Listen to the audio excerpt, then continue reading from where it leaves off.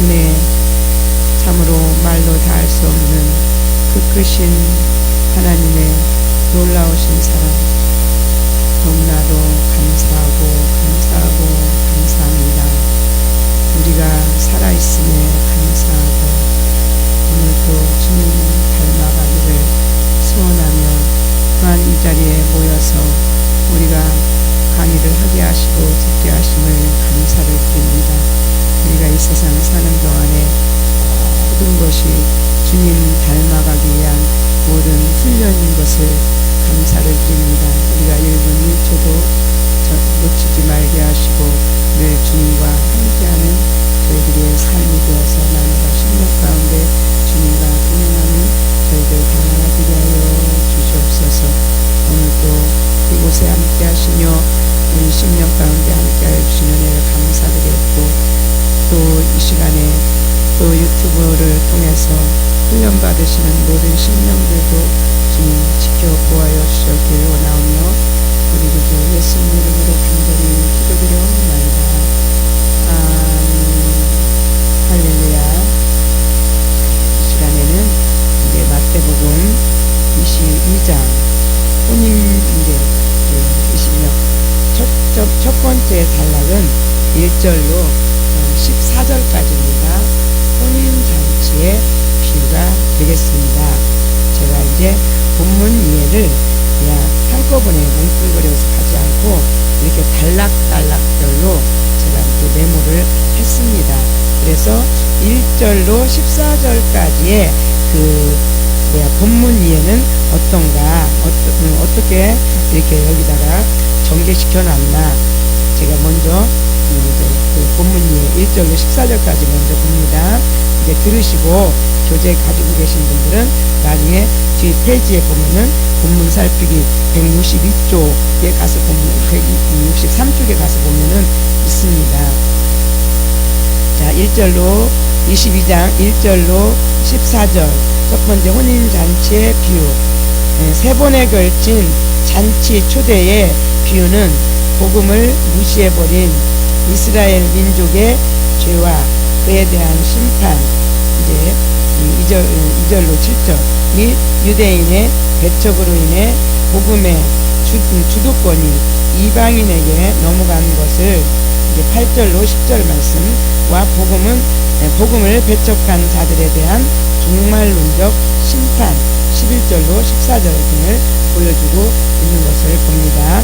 그렇다면 이것을 토대로 해서 1절로 14절까지 한번 같이 읽어보도록 하겠습니다. 예수께서 다시 비유로 대답하여 가라사대 천국은 마치 자기 아들을 위하여 혼인잔치를 베푼 어떤 임금과 같으니 그 종들을 보내어 그 청한 사람들을 혼인잔치에 오라 하였더니 오기를 싫어하거늘 다시 다른 종들을 보내며 가로되 청한 사람에게 이르기를 내가 오찬을 준비하되 나의 소와 살찐 짐승을 잡고 모든 것을 갖추었으니 혼인잔치에 오소서 하라 하였더니 저희가 돌아보지도 않고 하나는 자기 밭으로 하나는 자기 상업차로 가고 그 남은 자들은 종들을 잡아 능욕하고 죽이니 임금이 노하여 군대를 보내어 그 살인한 자를 진멸하고 그 동네를 불사르고 이에 종들에게 이르되 혼인잔치는 예비되었으나 청한 사람들은 합당치 아니하니 사거리 길에 가서 사람을 만나는 대로 혼인잔치에 정하여 오너라 한데 종들이 길에 나가 악한 자나 선한 자나 만나는 대로 모두 데려오니 혼인자리에 손이 가득한지라 임금이 손을 보러 들어올새 거기서 예복을 입지 않은 한 사람을 보고 가로되 친구여 어찌하여 예복을 입지 않고 여기 들어왔느냐 하니 저가 유구무원이오늘 임금이 사람들에게 말하되 그 수족을 결박하여 바깥 어두움에 내어 던지라 거기서 슬피 울며 이를 갈미 있으리라 하니라. 청함을 받은 자는 많되 택함을 입은 자는 적으리라. 아멘. 1절로 22장 마태복음 22장 1절로 14절까지 말씀 그래서 3번씩 초청을 합니다.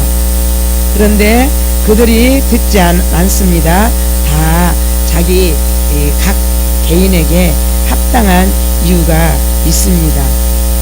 그러나 우리가 예수님이 베드로를 부르시고 안드레를 부르시고 베드로를 부르시고 또 야고보와 요한을 부르실 때에 그들은 즉시 쫓았더라 그랬습니다. 배도 버려두고 그물도 버려두고 아비도 버려두고 즉시 쫓았더라 그랬습니다. 우리 예수님께서는 지금 이미 우리가 준비할 거는 하나도 없어요. 부르심에 응답만 하면 되는 것입니다. 응답만 하면 되는데 우리는 하나님 앞에 금방 마음을 열지 못하기 때문에 이 핑계 저 핑계에다가 구원의 시기를 또 놓쳐버리고 늦춰지는 그런 경우가 많이 있음을 봅니다. 그런데 또 여기에서 보니까 11절에 보니까 이제 어떻든 청했는데 안 왔어요. 안 와서 이제는 이제 사거리 가서 닥치는 대로 데리고 와라. 선한 자든 악한 자든. 이거는 이제 이방인들을 말씀하고 계시는 것입니다. 그래서 저와 여러분에게 이렇게 구원의 기회가 주어진 것이 이스라엘 백성들에게 감사해야 됩니다. 왜? 이스라엘 백성들에게 시기 나게 하시려고. 때가 차면 근데 이스라엘 백성들을 결코 버리셨느냐? 아닙니다. 때가 차면 이스라엘들을 다 이제 불러 모으셔서 그들을 구원시키십니다. 그런데 이제 사거리 가가지고 그냥 되는 대로 데리고 왔는데 그 가운데 예복을 입지 않은 한 사람이 있었다고 그랬습니다. 이 예복은 뭐가 예복이겠습니까? 예수 그리스도입니다. 저와 여러분이 입을 옷은 예수님으로 옷 입어야 됩니다. 그래서 지금 예복을 입지 않은 한 사람을 보고 가로되 친구여 어찌하여 예복을 입지 않고 여기 들어왔느냐. 그리고 이제 그 왕이 묻습니다. 그랬더니 입이 있어도 말이 없었다는 거예요. 유금무원. 그래서 임금이 사람들에게 말하되 이 수죽을 결박하여 바깥 어둠에 내어 던지라. 거기서 슬피 울며 이를 갈미 있으리라 하니라. 청함을 받은 자는 많되 택함을 입은 자는 적으니라. 저와 여러분은 청함을 받고 이제는 택함까지 이제 받아서 이제 사람이 되었고 또 이제 하나님 정신까지 되어서 지금 저희들이 승승장구하고 있지만 그렇지만 지금 저와 여러분의 이 프로테이지가 우리가 그걸 믿고 자만할 게 조금도 없습니다. 날마다 내가 지금 마음에서 어떤 마음이 지금 올라오고 있나. 늘상 큰 상황이든지 어떤 경우든지 내 안에서 예수 그리스도의 은혜로 즐거움과 기쁨과 감사가 올라오고 있는가, 아니면 원망과 불평과 짜증이 올라오고 있는가. 거기에 대한 이유는 다 있습니다. 원망하고 짜증날 이유가 있으니까 짜증이 나겠죠. 그렇지만 우리가 그리스도로 옷 입었다면 결코 어떤 환경에도 우리가 거기에 속아 넘어가면 절대로 안 됩니다. 그러면 예수 그리스도의 옷을 벗어버립니다. 그 순간에는 벗겨집니다. 그래서 벗겨지는 순간은 어떻게 해요? 바깥 어두운데 가서 슬피 울며 이를 갈미 있으리라. 그러니까 저와 여러분은 순간이 다 구원이에요. 그래서 영으로서 몸의 행실을 죽이면 살 것이요. 또 그 반대로 우리가 육으로 살면 어때요? 사망이 되는 거예요. 사망이. 그렇기 때문에 우리가 순간 찰나 이거를 우리가 깨어있지 않으면 사망으로 우리 인생을 낭비해 가는 그런 안타까움이 있습니다. 그래서 저와 여러분은 늘상 내가 예수 그리스도로 옷 입었는가, 그게 저와 여러분의 예복입니다. 우리가 이제 결혼식에서는 어때요?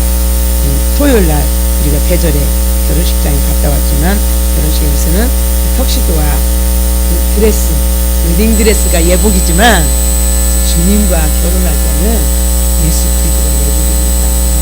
그 예복 벗겨지면 절대 안 됩니다. 그 다음에 납세의 논쟁을 봅니다.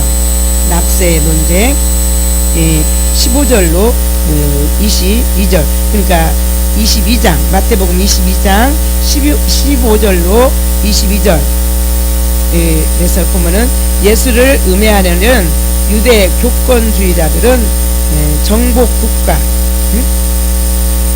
로마에 대한, 로마가 지금 이스라엘을 정복했습니다. 대한 납세 문제로 예수를 함정에 빠뜨리고자 했다. 그러나 예수께서는 가이사라의 것은 가이사에게, 하나님의 것은 하나님께 바치라는 말씀 한마디로 그들의 음모를 간단히 금세하신다. 한때 15절로 22절을 보면 바리새인과 헤롯 당이 연합한 것을 볼 수 있다. 그러니까 이게 무슨 소리냐면 바리새인과 헤롯 당은 서로 원수거든요. 근데 이 예수님을 음해하려니까 원수끼리 이렇게 하나가 된 거예요. 그게 바리새인과 헤롯 당이 하나가 된 거예요. 이 두 분파는 당시 서로 적대적인 관계를 형성하고 있으나 의인을 제거하기 위해 적대 세력과도 손잡고 불의한 자들의 완악함을 여실히 보여주는 것을 봅니다. 이것을 토대로 해서 한번 같이 읽어보겠습니다. 이에 바리새인들이 가서 어떻게 하여 예수로 말에 올무에 걸리게 할까 상론하고 자기 제자들을 헤롯 당원들과 함께 예수께 보내어 말하되, 선생님이여 우리가 아노니 당신은 참되시고 참으로 하나님의 도를 가르치시며 아무라도 꺼리는 일이 없으시니 이는 사람을 염으로 보지 아니하심이니이다. 그러면 당신의 생각에는 어떠한지 우리에게 이르소서.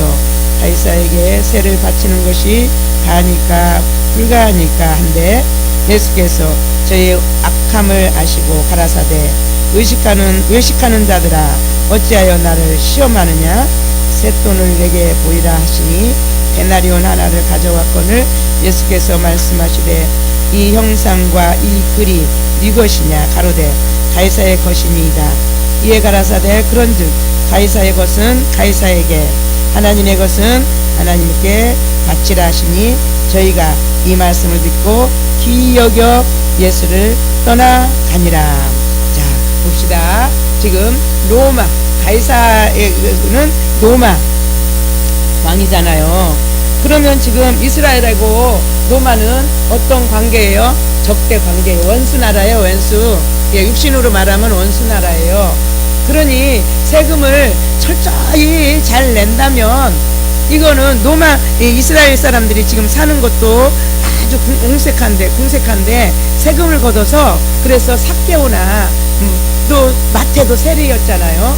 세금을 걷어서 갖다가 로마한테 바친단 말이에요. 그러니까 바리새인들이 도대체 어떻게 예수님을 이제 음해하려고, 당연히 세금을 로마에다가 당연히 내는 것을 당연시 하는데, 예수님이 유대인이잖아요.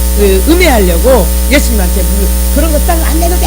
이제 육신의 습관처럼, 육신의 왕이라면 이제 내가 다 이길 수 있으니까 그딴 거 내지 마. 이제 아마 그렇게 이제 말할지 그것을 기대하고 그랬는지 어쩌는지, 만약 그러면 또 이제 로마 왕이 또 로마인이 가만 놔두지 않았겠죠. 그러니까 예수님께서는 갖고 와봐라. 데나리온 하나를 갖고 와봐라. 그러니까 거기 로마 이제 화폐였어. 로마 화폐. 그래서 로마 화폐 가이사의 그 화상이 그려진 거예요. 그러니까 이게 네 것이냐? 그거 가이사가 그럼 가이사의 것은 가이사에게 바치고 하나님 것은 하나님께 바쳐라. 로마 가이사에게 바친다고 로마에 세금 낸다고 너네들 하나님 것 안 내면 되냐? 이제 그거거든요.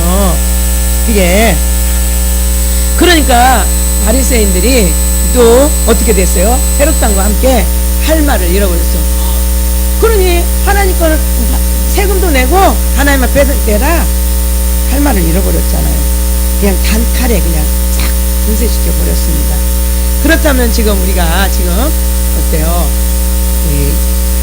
영성 훈련 받는데 40주에 걸려서 훈련을 지속적으로 못 받아가고 계시는 안타까운 모습들이 참 여기저기서 들려옵니다.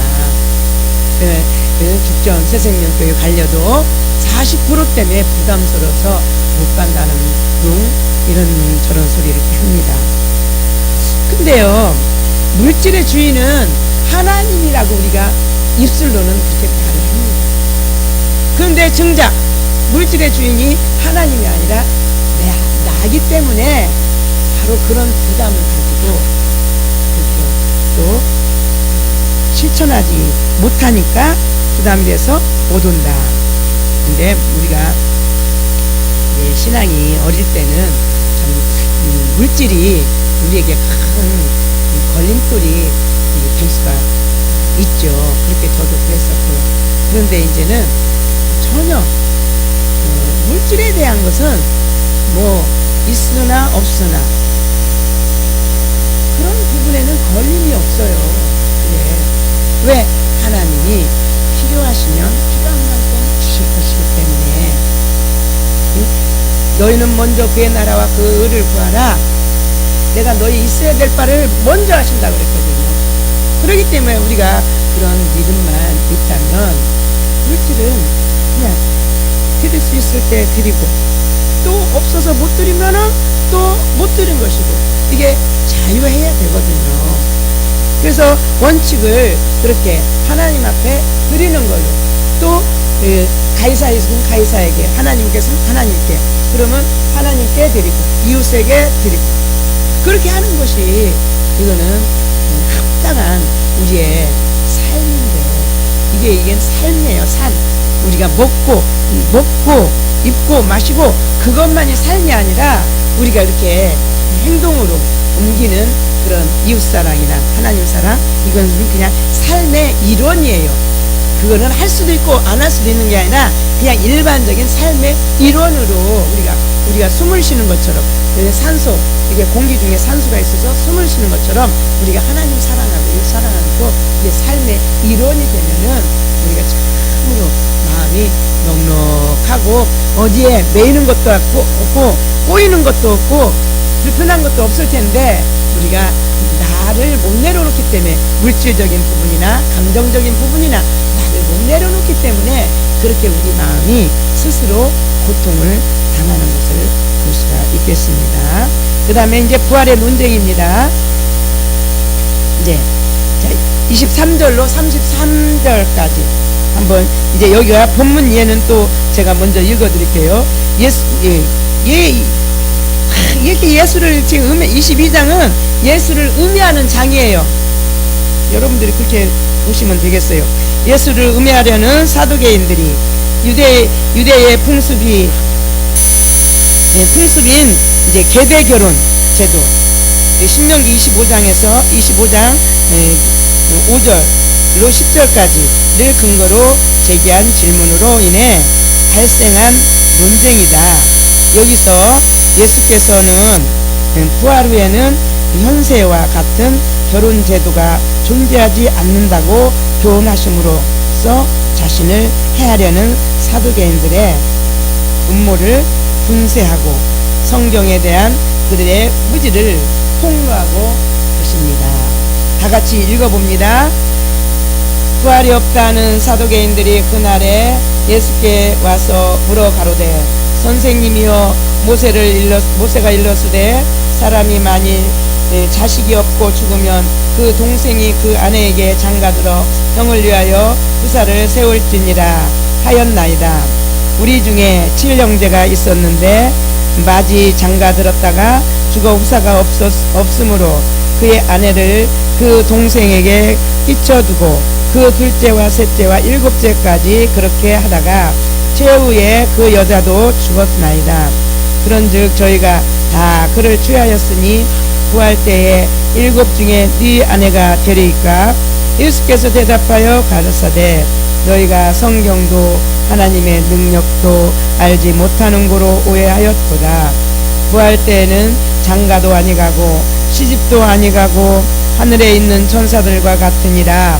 죽은 자의 부활을 의논할진대 하나님이 너희에게 말씀하신 바 나는 아브라함의 하나님이요 이삭의 하나님이요 야곱의 하나님이로라 하신 것을 읽어보지 못하였느냐?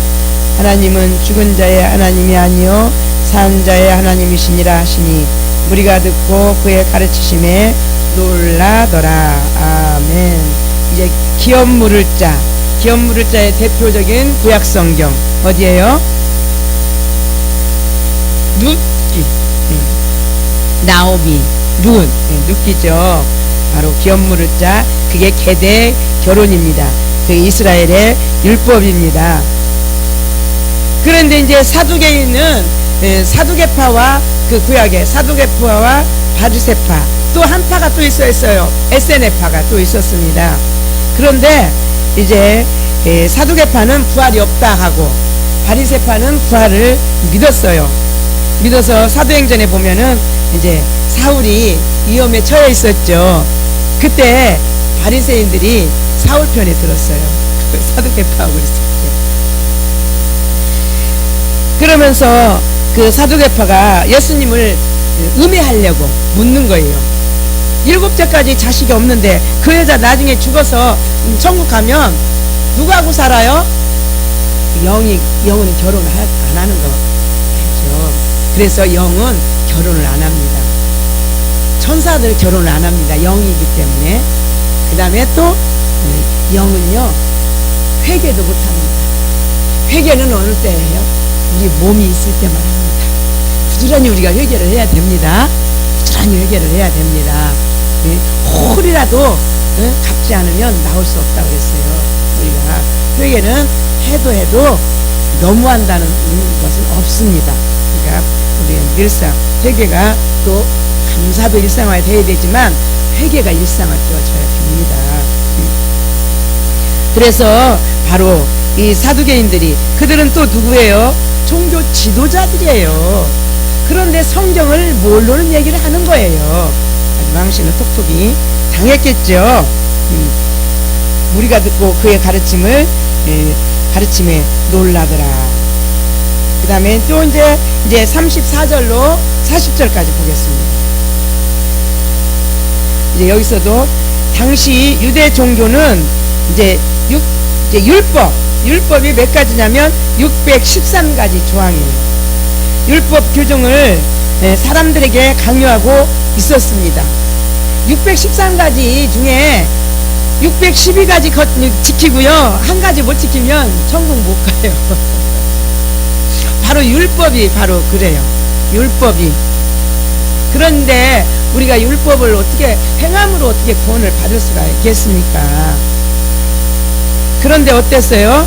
우리가 내가 심령이 안 되고 심리가 되면 상대방을 찾고 윤리, 도덕, 법적으로 갖다 적용을 해버려요. 너 그렇게 하면 되느냐?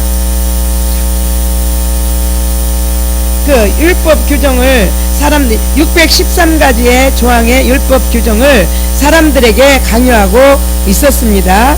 그러나 예수께서는 사랑이야말로 모든 율법의 완성이다. 뭐가 율법의 완성이에요? 뭐가? 사랑이 율법의 완성이지 613가지 지킨 게 율법의 완성이 아닙니다. 그렇죠? 물론 지킬 수가 없는 것이 당연하죠. 그 율법의 완성이라는 사실은 사랑이야말로 모든 율법의 완성이라는 사실을 강조하신다. 로마서 13장 8절로 10절. 즉 사랑이 없는 율법 준수는 종교적 의무감에 얽매인 형식주의를 초래하게 됨을 교훈하신 것이다. 그렇기 때문에 어때요? 우리가 무엇을 하든지 어떻게 하라고요? 주님이 주시는 힘으로 하는 것처럼 하라고 했어요. 주님이 주시는 힘으로 하는 것처럼 하라. 이게 주님의 은혜로 하라. 주님의 사랑으로 하라. 바로 그렇습니다. 자, 그것을 본문 내용을 이제 이것을 한번 생각하면서 본문을 한번 34절로 40절까지 한번 같이 읽어가겠습니다.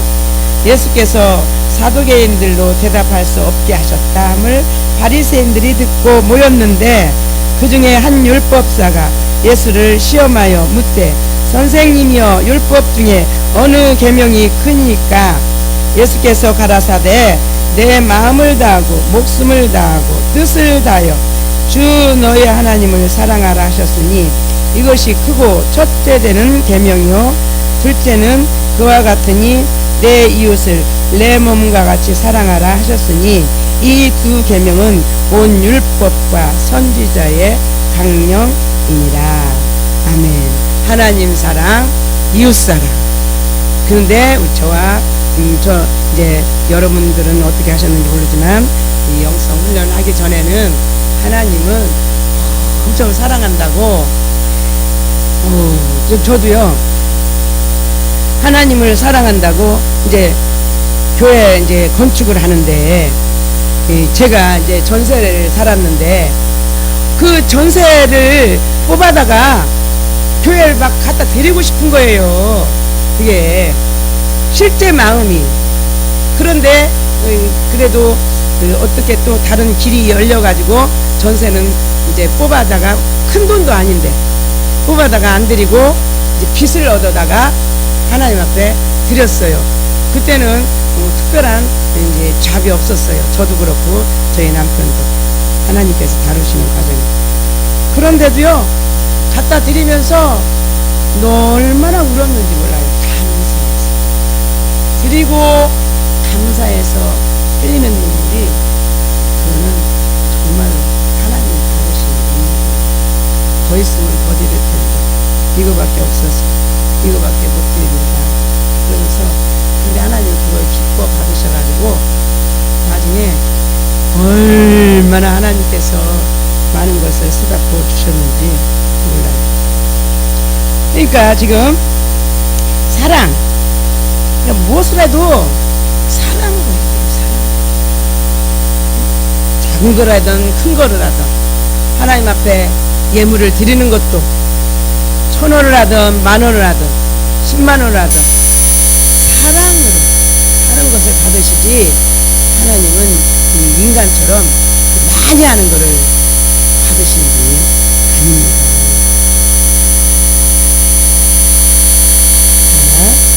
그 다음에 또 41절로 46절까지 봅니다. 여기서 봅니다. 또 몇 차례 걸친 종교자 지도자들의 난해한 질문에 계속 묻잖아요. 왜? 예수님을 음해하려고 시험하는 거예요. 그러나 우리 예수님은 그런 질문에 척척 다 대답하시죠. 적절하게 답변하신 예수께서는 이제 오히려 그들에게 시편 110편 1절을 인용하여 그리스도와 다윗의 관계에 관해 대답하기 곤란한 질문을 역으로 이제 하십니다. 이 질문은 1차적으로 바리새인들의 우둔함을 드러내고 궁극적으로 그리스도께서 인성과 신성 모두 갖추신 분으로 육신적으로는 다윗의 자손이지만 영적으로는 다윗의 주가 되신다는 사실을 보여주기 위한 것이었다. 그런데 예수님께서는 그들을 궁지에 몰아넣으려고 질문을 하신 게 아닌 거 아시죠? 교훈이에요. 교육이에요. 교육. 그들을 가르치는 거예요.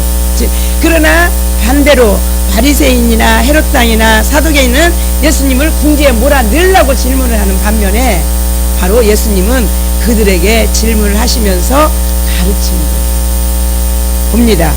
41절로 46절까지 한번 같이 읽어 가겠습니다. 바리새인들이 모였을 때에 예수께서 그들에게 물으시되 너희는 그리스도에 대하여 어떻게 생각하느냐? 네 자손이냐? 대답하되 다윗의 자손이이다. 가라사대 그러면 다윗이 성령에 감동하여 어찌 그리스도를 주라 칭하여 말하되 주께서 내 주께 이르시되 내가 내 원수를 내 발 앞에 둘 때까지 내 우편에 앉았으라 하셨도다 하였느냐?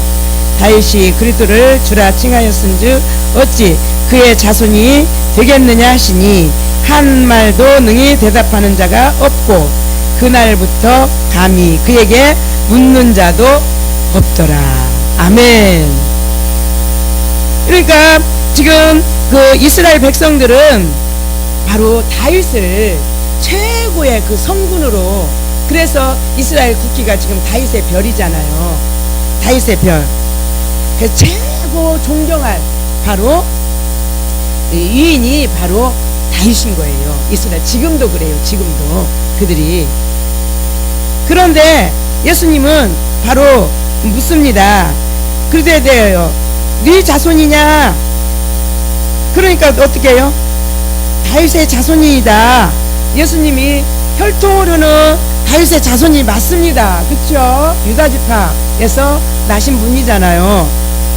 그러면 다윗의, 그러면서 이제 성경 시편 110편 1절 말씀, 성령에 감동하여, 다윗이 이제 성령에 감동하여 어찌 그리도를 주라 칭하여 말하되, 주께서 내 주께 이르시되 내가 내 원수를 내 발 아래 들 때까지 내 우편에 앉았으라 하셨도다 하였느냐? 다윗이 그리도를 주라 칭하였은즉 어찌 그의 자손이 되겠느냐 하시니, 이때는 어떻게 이 바리새인이나 사두개인이나 이들은 이들이 성경 박사거든요. 바리새인들, 사두개인들이 성경 박사예요.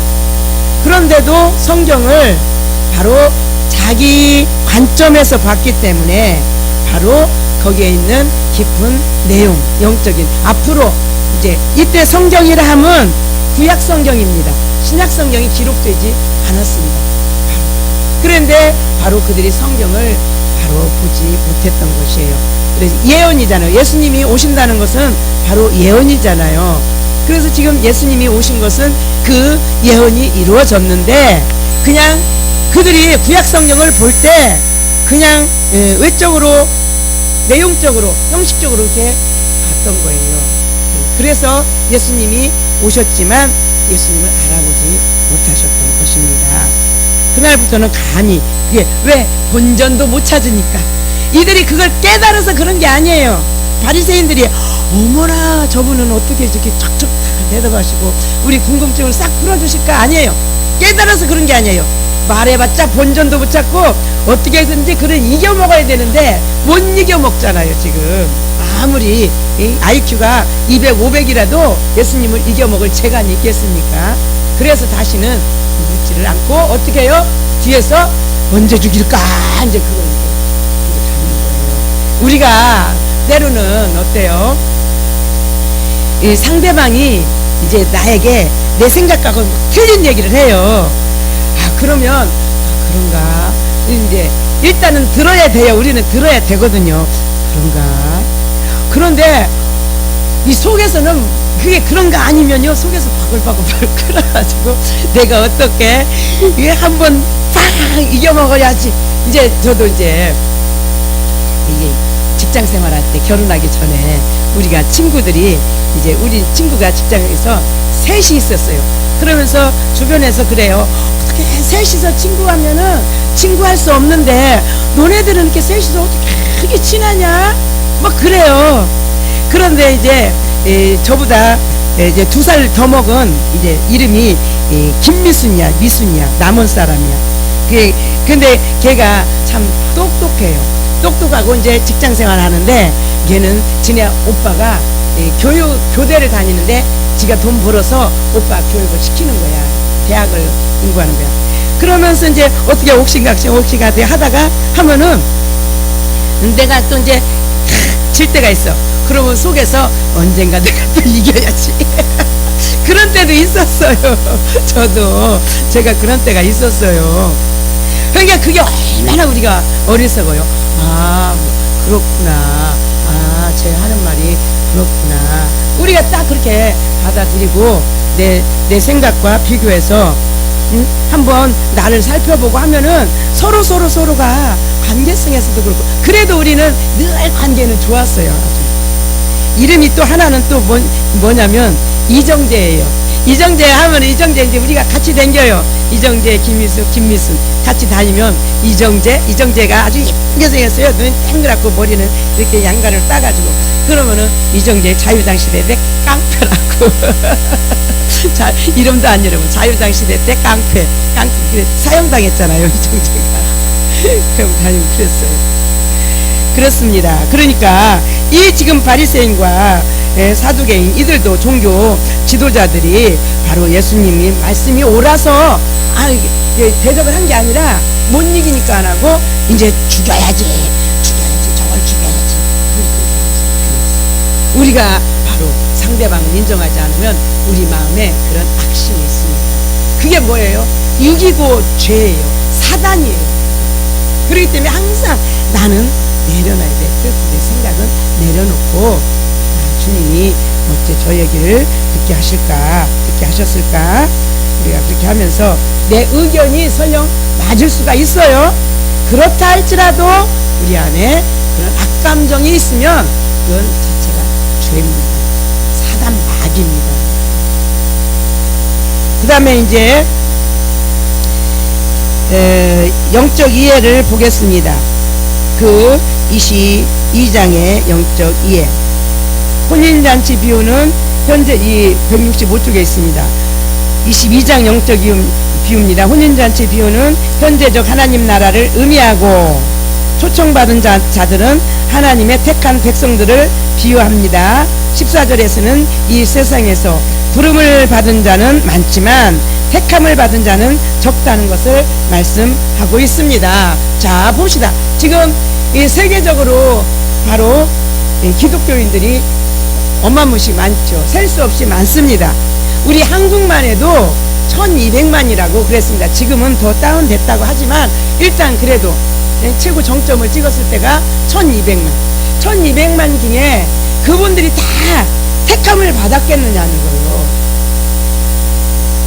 그래서 바로 이렇게 영성훈련 받아가시면서 힐맨 받으시는 저와 여러분이 복된 줄 믿습니다.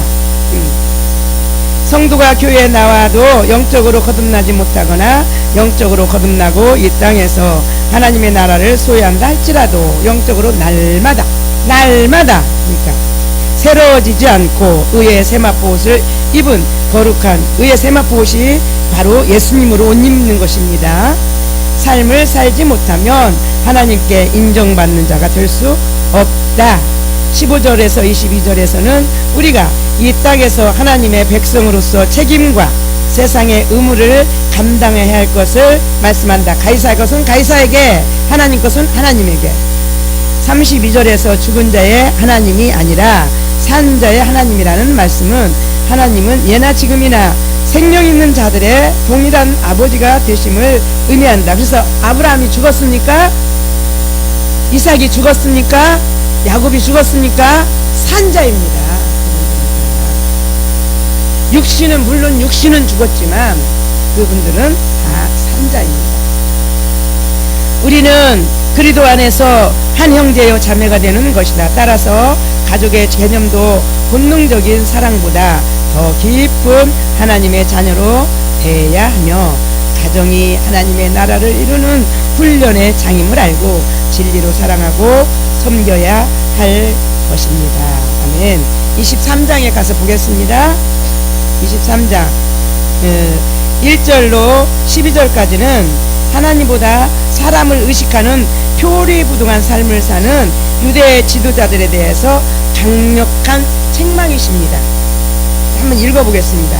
이에 예수께서 무리와 제자들에게 말씀하여 가라사대 서기관들과 바리새인들이 모세의 자리에 앉았으니 그러므로 무엇이든지 저희의 말하는 바는 행하고 지키되 저희의 하는 행위는 본받지 말라. 저희는 말만 하고 행치 아니하며 또 무거운 짐을 묶어 사람의 어깨에 지우되 자기는 이것을 한 손가락으로도 움직이려 하지 아니하며 저희 모든 행위를 사람에게 보이고자 하여 하나니 곧 그 차는 경문을 넓게 하며 옷수를 크게 하고 잔치의 상석과 회당의 상자와 시장에서 문안받는 것과 사람에게 랍비라 칭함을 받는 것을 좋아하느니라. 그러나 너희는 랍비라 칭함을 받지 말라. 너희 선생은 하나요 너희는 다 형제니라. 땅에 있는 자를 아비라 하지 말라. 너희 아버지는 하나이시니 곧 하늘에 계신 자신이라. 또한 지도자라 칭함을 받지 말라. 너희 지도자는 하나이니 곧 그리스도니라. 너희 중에 큰 자는 너희를 섬기는 자가 되어야 하리라. 누구든지 자기를 높이는 자는 낮아지고 자기를 낮추는 자는 높아지리라. 아멘. 섬기는 자가 큰 자입니까? 섬김을 받는 자가 큰 자입니까? 세상법으로는 섬김을 받는 자가 큰 자입니다. 그렇지만 하나님의 나라는 바로 섬기는 자가 큰 자입니다. 그렇다면 저와 여러분이 섬기는 게 즐겁습니까? 섬김을 받을 때 기분 좋습니까? 솔직히 말해서 섬김을 받으면 기분이 좋죠. 그거는 누구나 다 똑같습니다. 바로 그런데 하나님의 나라는 바로 왜 사람 앞에 하지 말라는 것입니다. 사람 앞에 하나님께서 보시는 바로 눈동자 하나님 코람대오 하나님 얼굴 앞에 바로 우리가 하면은 하나님이 주시는 힘으로 우리가 하면은 그래요. 속에서 찬양이 막 울려나오죠. 기쁘고 즐거움이 다 속에서 올라옵니다. 그러면서 하나님이 또 말씀도 막 주십니다. 그러면서 깨달음을 또 막 주십니다. 그러면서 기분을 아주 좋게 하십니다. 하나님은 하나님의 종들을 아주 부려먹는 것도 요령 있게 잘 부려잡어요. 말씀을 주시면서 여기서 막 기쁨을 막 올라오게 하셔가지고 나를 막 이렇게 시켜 잡수십니다. 그래 얼마나 복이 됩니까? 그게 하기 싫어서 매실매실 깨부리면 괴롭습니다. 그거는. 그러면서 또 이제 보겠습니다. 이제 13절로 36절까지 길죠? 우리가 그러면서 이제 13절로 36절까지는 좀 이제 내용이 큽니다. 유대 이제 그 본문 내용이 유대 종교 지도자들에 대한 저주의 선포입니다. 23장 13절로 36절까지 저주의 선포. 예수님께서 저주의 선포를 하셨습니다. 첫 번째 13절 천국문을 가로막는 자. 두 번째 다른 사람들을 지옥 자식이 되게 하는 거. 15절 말씀. 우리가 그냥 이런 구절을 그냥 나하고는 관계없어 넘길 부분이 아닙니다. 우리가 근본은 그게 아니도 순간순간마다 우리가 그런 마음들이 또 일어날 수가 있기 때문입니다. 왜? 우리는 육을 가지고 있기 때문에 그렇습니다. 나는 이거 다 초월했어. 나하고는 상관없어. 이런 말할 수 있는 사람은 이제 지금 휴거되는 사람이에요. 그 사람은 이 자리에서 아마 휴거될 거예요. 자, 세 번째 물질 만능주의에 젖어 있는 사람. 16절로 22절. 그 다음에 네 번째 율법 근본 정신을 저버리는 자. 23절로 24절. 다섯 번째 위선적인 태도. 25절로 26절. 또 여섯 번째 의식적인 자세, 의식. 27절로 28절. 또 일곱 번째 선지자들을 박해한 가증한 의인들, 선지자들과 의인들을 박해한 가증한 사람들, 무리들. 29절로 36절. 그 다음에 이제 37절과 39절은 예언을, 예언이 이제 이루어지는 것을 이제 봅니다. 39절과 37절로 39절은 다음에 보기로 하고요. 이제 13절로 36절까지 한번 보겠습니다. 7가지가 나왔습니다. 천국문을 가로막고 다른 사람들을 지옥에 들어가게 하는, 지옥 자식 되게 하는 물질 만능주의, 또 율법의 근본적인 정신을 저버린 위선적인 태도, 의식적인 자세. 7번 선지자들과 의인들을 박해한 가증한 태도. 자, 13절부터 읽어보겠습니다. 화 있을진저 의식가는 서기관들과 바리새인들이여 너희는 천국문을 사람들 앞에 닫고 너희도 들어가지 않고 들어가려 하는 자도 들어가지 못하는도다. 지금 천국문을 닫고 있는 자들이죠. 15절 화 있을진저 의식하는 서기관들과 바리새인들이여 너희는 교인 하나를 얻기위하여 바다와 육지를 두루 다니다가 생기면 너희보다 배나 더 지옥자식이 되게 하는 도다. 16절 화 있을진저 소경된 인도자여 너희가 말하되 누구든지 성전으로 맹세하면 아무 일 없거니와 성전의 금으로 맹세하면 지킬지라 하는도라. 물질 만능주의죠. 음행이여 소경들이여 어느 것이 크뇨 그 금이냐 금을 거룩하게 하는 성전이냐 너희가 또 이르되 누구든지 제단으로 맹세하면 아무 일 없거니와 그 외에 있는 예물로 맹세하면 지킬지니라. 왜 그래요? 그 위에다 물질을 갖다 올려놔야 자기네들이 훔쳐가죠. 그렇죠? 성전으로 맹세하면 성전 자기네들이 들고 갈 수 없잖아요. 그러니까 물질로 가서 맹세하면 지켜라.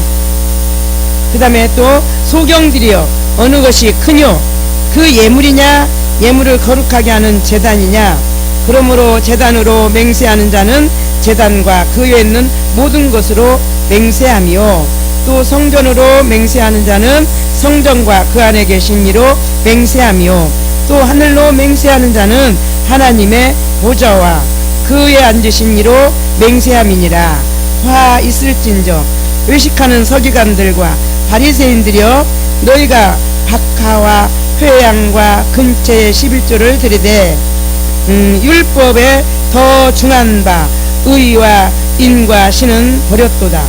그러나 이것도 행하고 저것도 버리지 말아야 할지니라. 소경된 인도자여 하루살이는 걸러내고 약대는 삼키는도다. 화 있을진저 의식하는 서기관들과 바리새인들이여 잔과 대접의 겉은 깨끗이 하되 그 안에는 탐욕과 방탕으로 가득하게 하는도다. 소경된 바리새인아 너는 먼저 안을 깨끗이 하라. 그리하면 겉도 깨끗하리라. 화 있을진저 의식하는 서기관들과 바리새인들이여 회칠한 무덤 같으니 겉으로는 아름답게 보이나 그 안에는 죽은 사람의 뼈와 모든 더러운 것이 가득하도다. 이와 같이 너희도 겉으로는 사람에게 옳게 보이되 안으로는 외식과 불법이 가득하도다. 화 있을진저 의식하는 서기관들과 바리새인들이여 너희는 선지자들의 무덤을 쌓고 의인들의 비석을 꾸미며 가로되 만일 우리가 조상 때에 있었다면 우리는 저희가 선지자의 피를 흘리는데 참여하지 아니하으리라 하니 그러면 너희가 선지자들을 죽인 자의 자손됨을 스스로 증거함이로다. 너희가 너희 조상의 양을 채우라. 뱀들아 독사의 새끼들아 너희가 어떻게 지옥의 판결을 피하겠느냐. 그러므로 내가 너에게 선지자들과 지혜 있는 자들과 서기관들을 보내매 너희가 그 중에서 더러는 죽이고 십자가에 못 박고 그 중에 더러는 너희 회당에서 채찍질하고 이 동네에서 저 동네로 구박하리라.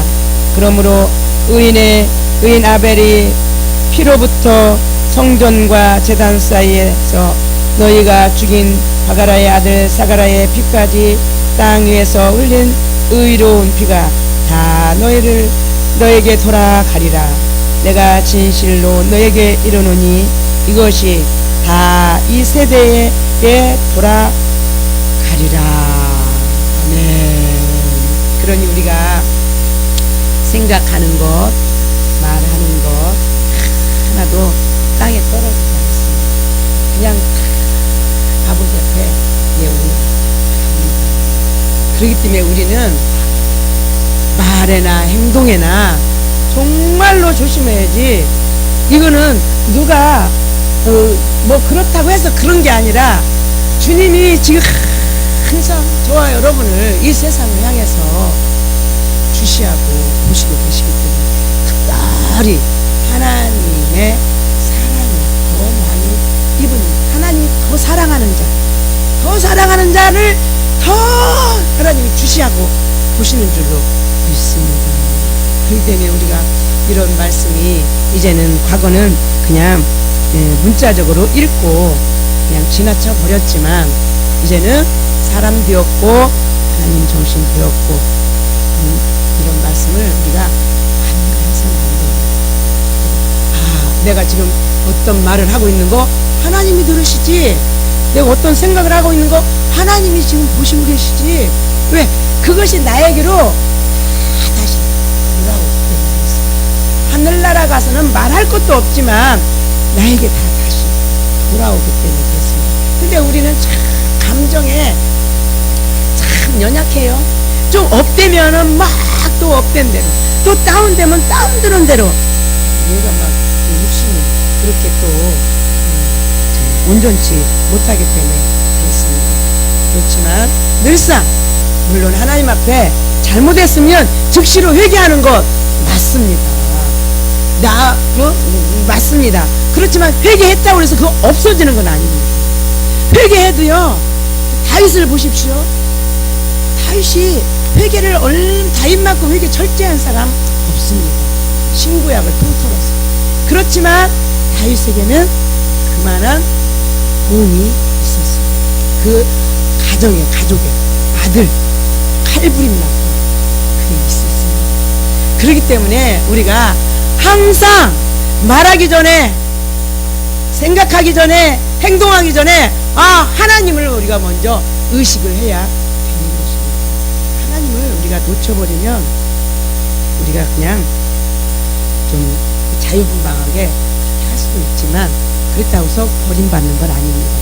그래서 빨리 회개하면 하나님이 그걸 또 이제 용서는 해주시지만 거기에 대한 대가는 옵니다. 그건 우리가 분명히 성경을 통해서 바로 볼 수가 있습니다. 자, 봅시다. 또 그 다음에 이제 23장 37절로 9절, 여기는 이제 예언입니다. 예루살렘이 멸망할 것을 예언한 것입니다. 이 이스라엘 사람들이, 이스라엘 백성들이 회개 안 했겠습니까? 바벨론 70년에 가서 또 회개해가지고 다시 돌아왔습니다. 그러니까 죄를 졌으니까 어떻게 됐어요? 바벨론에 가서 70년이라는 긴 세월 동안 거기서 바로 볼모 잡힌 삶을 살았습니다. 그 다음에 또 이제 다시 돌아왔지만 여전히 이스라엘 백성들이 우상을 섬기지 말라 하는데도 하나님의 말씀을 온전히 그냥 등 돌렸습니다. 그래서 이제 여기서 예언을 하죠. 한번 읽어보겠습니다. 예언이 이제 AD 70년 디토 장군, 로마 디토 장군에 의해서 그게 바로 이 말씀이 이루어집니다. 다 같이 예루살렘아 예루살렘아, 선지자들을 죽이고 내게 파송된 자들을 돌로 치는 자여, 암탉이 그 새끼를 날개 아래 모음같이 내가 그 자녀를 모으려 한 일이 몇 번이냐. 그러나 너희가 원치 아니하였도다. 오라, 너희 집이 황폐하여 버림바 되리라. 내가 너에게 이르노니 이제부터 너희는 찬송하리로다. 주의 이름으로 오시는 이여 할 때까지 나를 보지 못하리라 하시니라. 아멘. 자, 이게 예언이 AD 70년에 바로 이루어졌습니다. 로마 디도 장군에 의해서 완전히 돌 위에 돌 하나도 첨놓이지 않는다고 했습니다. 왜 돌 위에 돌 하나도 첨놓이지 않을까요? 성전을 뭘로 졌어요? 금으로 다 입혔어요. 그래서 금으로 다 입혀서 이제 다 그 성전이 해파돼서 다 거기서 금을 바로 긁어가는 거예요. 그래서 돌 하나하나 다 하면서 금을 다 긁어가는 그런 사태가 AD 70년에 이루어진 겁니다. 그리고 어떻게 됐습니까? 그리고 이스라엘 나라는 없어졌어요. 그러니까 이게 지금 이들이 회개를 하고 다시 하나님이 다시 회복시켜주고 고토로 돌아오게 하셨고 했는데 계속적으로 범죄하니까 이제 지금 누구예요? 바리새인과 선지자들, 바리새인과 사두개인들, 이들이 누구예요? 종교 지도자들이에요. 이들이 바로 예수님을 죽였잖아요. 선지자들을 죽였잖아요. 구약시대 선지자들을 죽이고. 그러니까 우리가 내 안에 계신 성령님, 말로 우리가 성령 해방죄가 있잖아요. 성령 해방죄, 선지자 죽이는 거예요. 성령 해방죄 하면 사하심을, 인자를 네가 말로 나를 거역하면 사하심을 얻지만 네 말로 성령 해방죄를 지면 사하심을 얻지 못한다. 예수님 말씀하셨거든요. 그래서 지금 이 지도자들이 돌로 쳐서 죽이고, 누구 죽였어요? 예수님도 죽이고, 또 누구 죽였어요? 그 스데반 죽이고 많은 사람들 죽였잖아요. 그리고 이제 그 다음에는 이스라엘 나라가 싹 해파되어 버렸어. 이스라엘 나라 존재 자체가 없어져 버렸어. 그래서 다 각국으로 뿔이 흩어졌어요. 그리고 2000년 만에, 2000년이 넘어서 1948년 5월 14일 날 바로 하나님이 예언해 놓으셨잖아요. 또. 그래서 그 예언이 이루어졌어요. 건국시켜 놓으셨어요. 그 팔레스타인. 없는 나라가, 지구상에서 없었던 나라를 2000년 하나님이 다시 세우셨어요. 지금 이스라엘이 바로 그 나라입니다. 우리나라는 1945년 8월 15일 날 해방됐죠. 근데 이스라엘은 1948년 5월 14일 날 해방된 게 아니라 건국됐어요. 그렇게 바로, 그러니까 우리가 항상 이제는 사람 된 저와 여러분, 하나님 된 저와 여러분, 하나님 정신 된 저와 여러분, 늘상 말에나 행동에나 우리가 감정이 폭발되어지면 그거는 우리가 성령 해방죄입니다. 성령 해방죄. 자, 이제 영적 이해를 한번 보겠습니다. 172쪽, 교재 172쪽 영적 이해. 23장 3절로 24절에서는 작은 죄는 짓지 않으려고, 그러니까 하루살이는 걸러내고 약대는 삼키는도다. 이게 작은 죄는 걸러내고 큰 죄는 바로 그냥 삼키는 거죠. 애쓰면서 큰 죄에 대하여는 무감각하여 죄 가운데 있는 삶에 대하여 책망하시는 말씀이다. 행위적인 일에는 중점을 두지만 그 의여함과 신은 버렸다 그랬잖아요. 근처에 11조를 드리는데, 이게 이제 근처에 그러니까 뿌리, 당근, 고구마, 무 이런 거 11조를 드리는 거예요. 심지어 그런 것까지. 하지만 본질적인 율법의 근본이 명하는 의와 인과 신은 버렸도다 그렇죠. 그래서 곧 영중심의 삶을 등한히 하는 모순된 태도는 외식하는 신앙이다. 이게 사람에게 잘 보이는 신앙은 외식하는 신앙이다. 칭찬 듣기 위해서 하는 일은 외식하는 신앙이다. 외식하는 자들의 삶은 외적인 행위를 볼 때 거룩해 보이지만 그 속은 죄가 가득했다. 우리에게도 외적으로 드러나지 않고 내면에 감추어진 죄의 부분들이 있는지 말씀에 비추어 점검하고 온전히 성령의 다스림을 받아야 할 것입니다. 아멘. 기도하고 마치겠습니다. 아버지 감사합니다.